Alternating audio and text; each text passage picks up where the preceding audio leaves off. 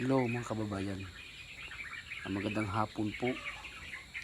Ako'y nagtaka lang po.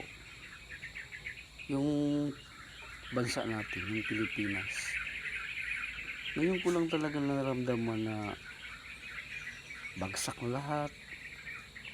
Ang daming problema, naghihirap. Ang daming korupsyon.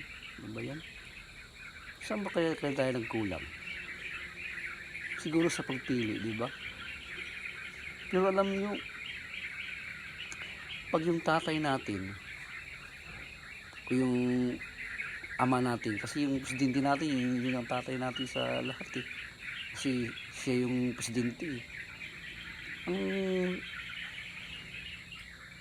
napag, yung nagtaka ba lang ako ba, dapat yung presidente marunong magdasal, may komunikasyon po sa Panginoon. Kasi lahat ng ito ay siya lahat ang nagbibigay sa atin ng ano eh, di ba? Nagbibigay sa atin ng kaginhawaan, lakas.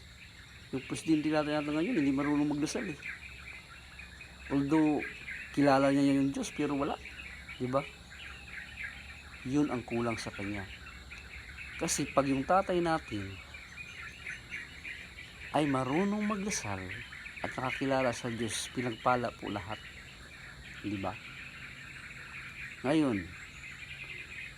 yung presidente kaya natin eh, marunong kaya yun humingi sa taas o kahit man lang magtanong sa sarili niya? Wala, di ba? Kaya wala. Bagsak. Bagong Pilipinas. Yung mga slogan na bagong Pilipinas, wala. Kaya wala talaga.